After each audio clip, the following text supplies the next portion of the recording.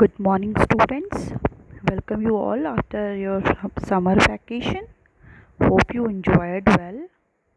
So, today we will start our topic wherever we left it.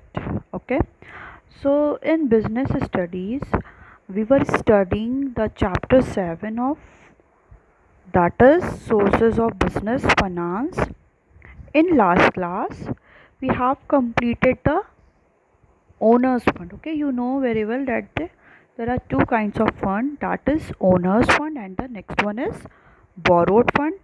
In the last class we have completed the owners fund. So in today's class we are going to start the next one, that is borrowed fund. Okay, so let's start.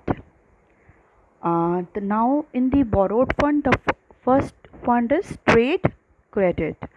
It is the short term finance, that means it is a very short period of time. Simply borrowed, borrow means किसी से कोई भी money को बोरो करना, means credit पे लेना, उधार पे लेना. Okay, so trade credit means कोई भी ट्रेड हो रहा है between the two people, between the two firm. It is trade, whatever the exchange of goods and services are being done, it is on the basis of the credit, purchasing of the sales and goods or services. Sale of the goods and services means हम लोग जो भी trade कर रहे हैं, means exchange कर रहे हैं कोई भी गुड्स का, तो वो किस पे हो रहा है, क्रेडिट बेसिस पे हो रहा है. Means we are not paying that amount at that time. We were paying that amount at the specific period of time in the future. Okay, हम लोग पेमेंट अभी ना करके क्या करेंगे, फ्यूचर पीरियड ऑफ टाइम में करेंगे. Okay, so first is trade credit. It is the short term finance, means it is the less than the 1 year.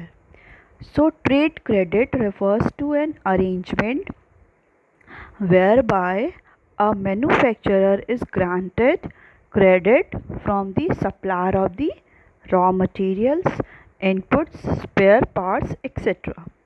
The supplier allow their customer to pay their outstanding balance within a credit period.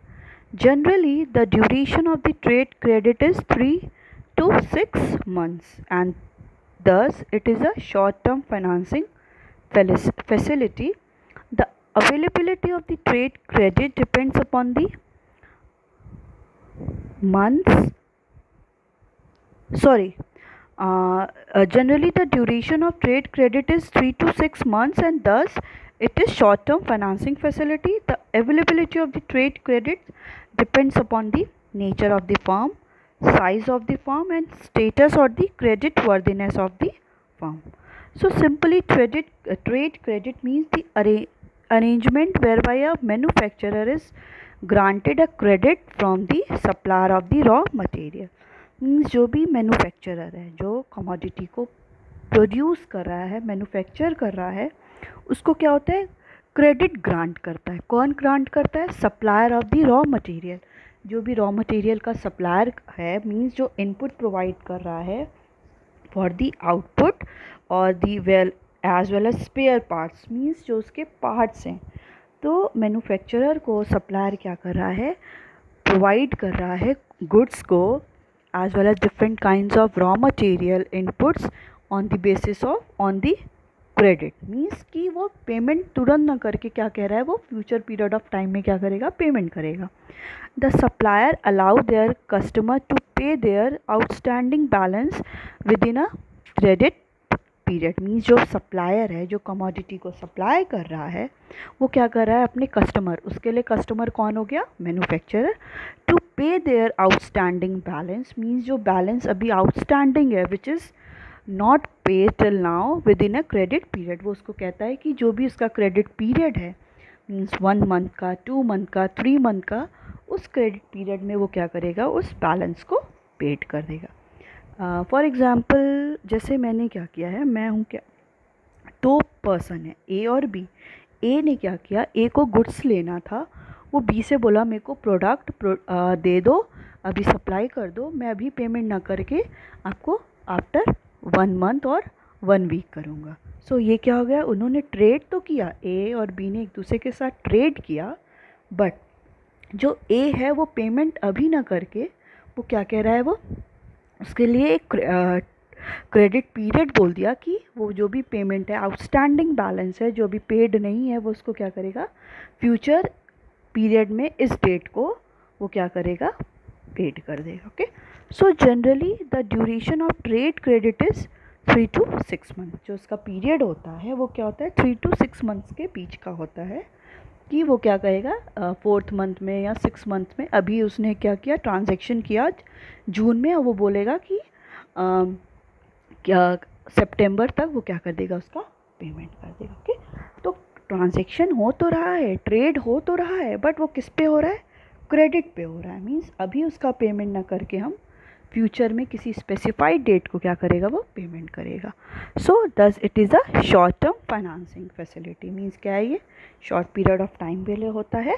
So availability of trade credit किस पे depend करता है, कि firm का nature कैसा है, means firm किस kind of product को प्रोड्यूस कर रही है, size of the firm, mean जो फर्म है वो उसकी साइज़ क्या है, वो बहुत लॉन्ग टर्म के लिए है या लॉन्गर बिजनेस है या शॉर्टर बिजनेस है, एज वेल एज स्टेटस और credit worthiness of the firm. Means कि उस फर्म की कैसी गुडविल है, मींस उसकी आइडेंटिटी कैसी है, मींस वो उसकी क्रेडिट वर्दी है कि नहीं, लोग उस पर ट्रस्ट कर सकते हैं कि नहीं, उस फर्म का स्टेटस है कि नहीं।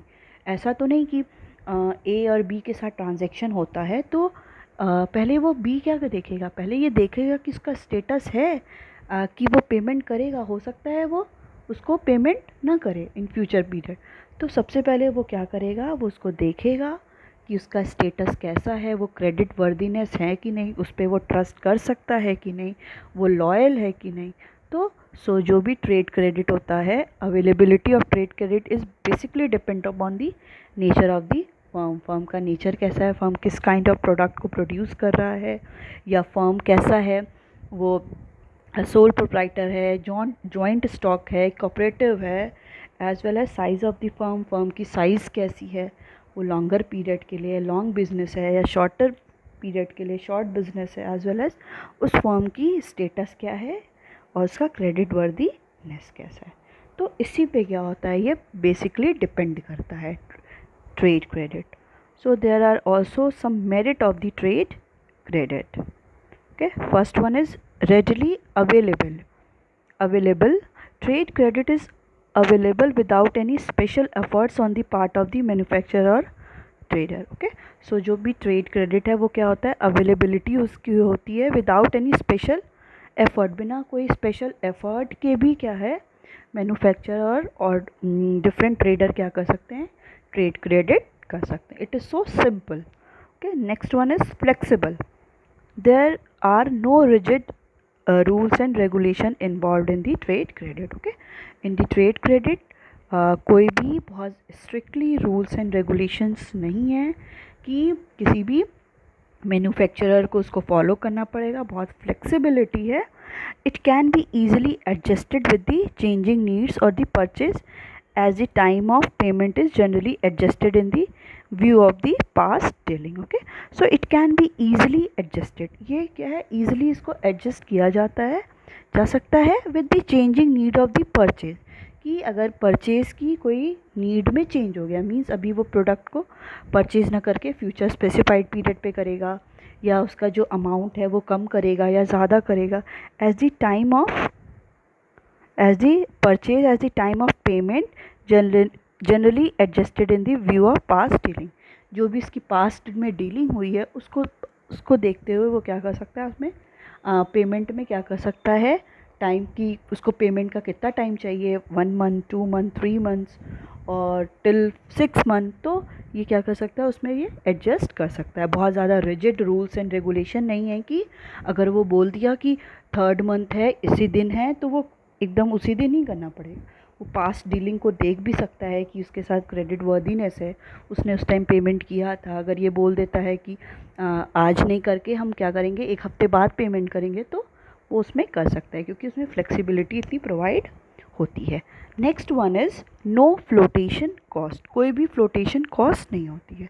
First of all you should know what is flotation cost. Okay, flotation cost क्या होता है? It is a simply the cost which is incurred by the company when they issue new securities in the market. Okay, कोई भी company है वो क्या करती है, अपने जो भी शेयर्स हैं, सिक्योरिटीज़ हैं, डिफरेंट बॉन्ड्स, शेयर्स, अगर उसको जो भी इशू करने में, कोई भी सिक्योरिटीज़ को इशू करने में जो भी उसका कॉस्ट इनकर होता है उसको क्या बोलते हैं? Flotation cost. इसमें कैसे एक्सपेंसेस आते हैं कि उसको legal fees means legal authority के थ्रू लीगली इसको क्या करना पड़ता है? पेमेंट करना पड़ता है। रजिस्ट्रेशन के लिए उसको फीस प्रोवाइड करना पड़ता है। तो these all are the flotation cost, which means it is the cost which is incurred by the company, company उसको incur करती है when they issue new securities in the market। वो जब कोई भी न्यू सिक्योरिटीज़ मार्केट में issue करती है, इन दैट केस जो भी उसका कॉस्ट इनकर होता है by the company is called the flotation cost. Okay, so in the case of trade credit no flotation cost is involve in arranging trade credit. Trade credit को arrange करने के लिए कोई भी प्रायरली उसको क्या करना, प्रिपरेशन नहीं करनी पड़ती है। तो in that case in the trade credit there is no flotation cost. Now the next is limitation of the trade credit. First is increase in prices. Sometimes the supplier may increase the price of the commodity or raw material supplied if he is selling goods on credit. Okay, sometimes जो supplier होते हैं, जो means inputs को supply करते हैं, वो क्या कर देते हैं, अपनी commodity की प्राइस को इंक्रीज़ कर देंगे। जो भी रॉ मटेरियल वो प्रोवाइड कर रहे हैं उसकी प्राइस को वो अपने अकॉर्डिंग क्या करते हैं, मैनिपुलेट कर लेते हैं, मींस उसको इंक्रीज़ कर लेते हैं। If he is selling goods on credit, credit पे वो सेल करते हैं, तो in that case they will manipulate the price of the commodity according to his or her own needs. वो अपने ओन इंटरेस्ट के अकॉर्डिंग वो क्या करते हैं, प्राइस को इंक्रीज़ कर देते हैं। Next is legal action.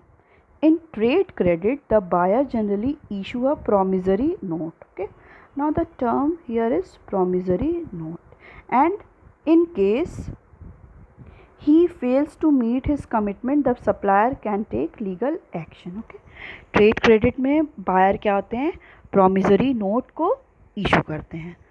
Now the what is promissory note? So promissory note, it is a legal instrument in which one party promised to another in writing that he or she paid some amount of money at a specified date to a specified person. Simply, if we take two people A and B, तो buyer क्या करता है, promissory note को issue करता है। Means ये legal instrument है, means ए ने क्या किया, बी के फेवर में एक प्रॉमिसरी नोट को इशू कर दिया। इसमें क्या रहता है, इसमें ये रहता है कि ये ए बी से प्रॉमिस करता है कि वो क्या करेगा, some amount of money, means अगर 20,000 का अमाउंट है, वो क्या करेगा, 1 जुलाई 2021 को क्या करेगा, 20,000 अमाउंट वो 1 जुलाई 2021 को क्या करेगा, पेड करेगा। Simple, it is a contract, it is a legal instrument. एक लीगल इंस्ट्रूमेंट होता है जिसमें क्या मेंशन होता है, one party, that means buyer, जो बाय कर रहा है कोई भी कमोडिटी, वो सेलर को क्या करता है, प्रॉमिस करता है। मीन्स मैं आपको प्रॉमिस कर रही हूँ कि इन that case in the that that means 1 जुलाई 2021 को मेरे को क्या करना है, मैंने जो भी कमोडिटी परचेस किया था आपसे 20,000 का, वो उस पीरियड को, उस डेट को मैं क्या कर दूँगी, पेमेंट कर दूँगी। So it is called the promissory note. Okay, so in this case in trade credit buyer क्या करता है, प्रॉमिसरी नोट को इशू करता है ये to the in favour of supplier, and in case he fails to meet his commitment, अब ए है, ए बी को बोल रहा था कि वो 1 जुलाई 2021 को पेमेंट कर देगा, बट ए क्या है, वो फेल हो गया, वो उसका पेमेंट 20,000 उसका पेमेंट नहीं कर पाया। इन दैट केस जो सप्लायर है बी, वो उसके ए के अगेंस्ट क्या कर सकता है, लीगल एक्शन ले सकता है, कि वो कोर्ट में जा सकता है कि इसने मेरे को बोला था, इसने मेरे को प्रॉमिसरी नोट भी दिया कि ये पेमेंट करेगा, बट ये पेमेंट नहीं किया। Okay, so in that case it is the also one of the limitation of the trade credit. Okay, so it is all about your trade credit. It is the one of the borrowed fund for the short term finance. Now the next one is public deposit. It is the medium term finance. Now what is it? Public deposit refers to the unsecured deposit invited from the public. A company wishing to invite public deposit places on advertisement in newspaper. Any member of the public can fill up the prescribed form and deposit money with the company. Okay, so public deposit refers to the unsecured deposit. It is the simply unsecured deposit है which is invited from the public. ये deposit कैसा है, ये unsecured है, means इसमें कोई भी there is no any kind of securities are there and invited from the public. public के through क्या होता है, इसको invite किया जाता है. As name is suggested, that is public deposit, the deposit which is through the public. So a company wishing to invite public deposit, company क्या wish करती है, वो पब्लिक डिपॉजिट को इनवाइट करती है, places and advertisement in newspaper. Newspaper में advertisement आप लोग देखे होंगे, बहुत सारा समटाइम्स ऐसा क्या आता है, एडवर्टीजमेंट आता है न्यूज़ में. इसमें क्या दिया रहता है कि कोई भी कंपनी, फॉर एग्जांपल कोई भी ले लो आप लोग, अगर हम लोग रिलायंस लेते हैं या कोई भी अदर कंपनी, वो क्या करती है, न्यूज़पेपर में हम लोग ये देखते हैं एडवर्टीज़मेंट देती है कि वो क्या करती है, जनरल जो भी पब्लिक हैं, as we all are the general public, उनको क्या कहती है कि इनवाइट करती है कि आप लोग क्या करो, अपने मनी को इन्वेस्ट करो हमारे यहाँ. अब वो एक क्या, आपको अगर कोई भी नॉर्मल जनरल पब्लिक है वो फ्री ऑफ कॉस्ट तो करेगी नहीं, कि फॉर एग्जांपल मैंने इसमें 10,000 क्या किया, रिलायंस में या कंपनी ए में मैंने इन्वेस्ट किया, वो उसको क्या बोलेगी, आपका 10,000 पे मैं आपको 2% और 5% के अकॉर्डिंग आपको इंटरेस्ट भी उसके पे प्रोवाइड करूँगी. तो 10,000 पे उसको 2 और 5% मिलेगा. तो इस कंडीशन पे क्या होते हैं, नॉर्मल जनरल पब्लिक क्या करती है, किसी भी कंपनी में अपने मनी को इन्वेस्ट करती है. इससे क्या होगा, जनरल पब्लिक के लिए ये प्रॉफिट हो गया कि वो उसने अगर 10,000 लगाया तो वो मनी उसका क्या हो गया, 12,000 में चेंज हो गया. और for the benefit of the company क्या हो गया कि कंपनी के पास क्या है, फंड्स की अभी स्कैर्सिटी है, फंड उसके पास इतना नहीं है, वो क्या करेगी, जनरल पब्लिक से क्या करेगी, इशू करवा लेगी. फिर वो उसी मनी को क्या करेगी, किसी अपने प्रोडक्टिव पर्पस में या कहीं भी वो इन्वेस्ट करेगी, जिससे प्रॉफिट अर्न करेगी. जब वो उससे प्रॉफिट अर्न करेगी तो जो भी जनरल पब्लिक से उसने क्या किया था, मनी लिया था, जनरल पब्लिक को इनवाइट किया था, वो उस मनी को 2 और 3% जितना भी उसने बताया था, उस मनी से वो क्या कर देगा, वापस कर देगा. So it is all about the public deposit. की पब्लिक डिपॉजिट होता क्या है. Okay, any member of the public can fill the अब दी प्रिस्क्राइब्ड फॉर्म, जो भी इसका फॉर्म होगा, वो कोई भी सोसाइटी का मेंबर है, कोई भी जनरल पब्लिक उस फॉर्म को फिल कर सकती है and deposit money with the company. Company के साथ उस मनी को क्या कर सकती है, डिपॉजिट कर सकती है. Okay, so but it is the unsecured deposit.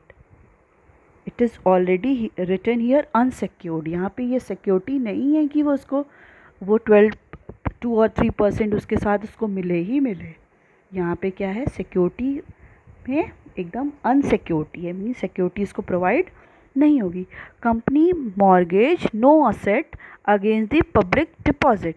Company कोई भी असेट को मॉर्गेज नहीं करती है पब्लिक डिपॉजिट के against raise from the general public. General public से जो भी मनी को रेज करवाती है, इन दैट केस कंपनी कोई भी अपने असेट को मॉर्गेज नहीं करती, ये नहीं बताती है कि मैं अपना ये जो भी असेट है उसको मॉर्गेज कर रही हूँ, ऐसा कुछ भी नहीं है, ठीक है। अगेन जब पब्लिक डिपॉजिट, तो इस इन दैट केस क्या होता है, जो मनी होता है वो क्या होता है, अनसिक्योर्ड होता है। Okay, now the next one is finance of working capital.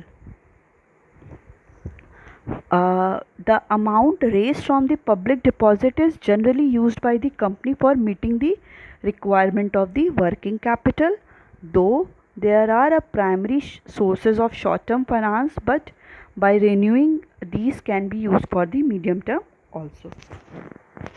Okay, the amount raised from the public deposit, ठीक है, जो भी amount कंपनी ने रेज किया है through public deposit, it is generally used by the company for the company for the meeting of the requirement of the working capital.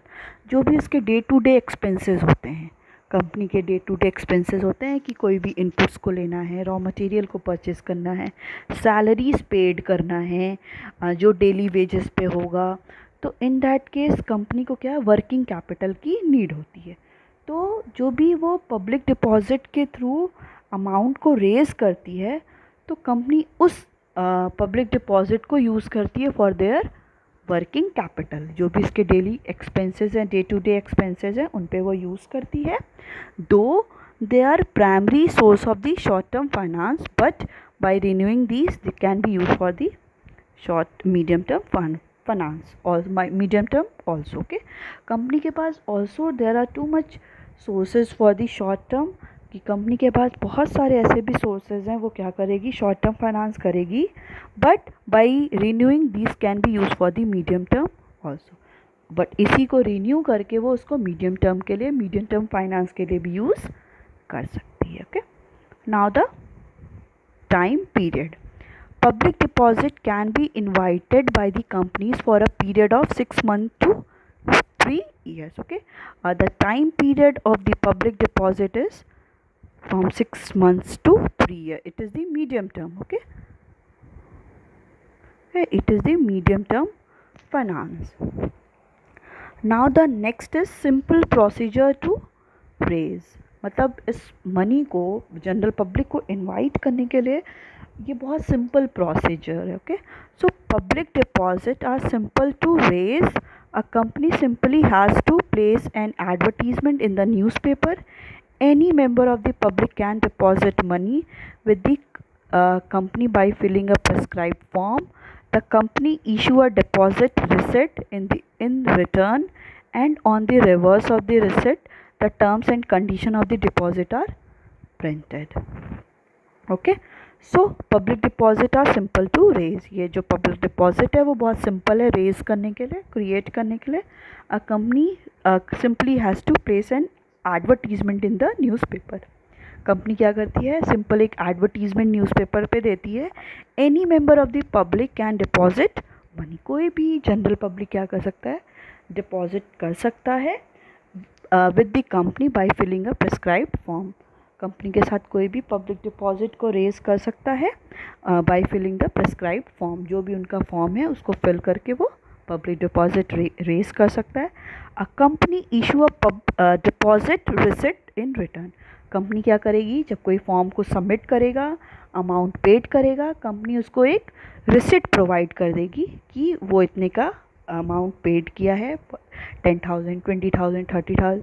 And on the reverse of the receipt, उस reverse receipt के reverse में the terms and condition of deposit are printed.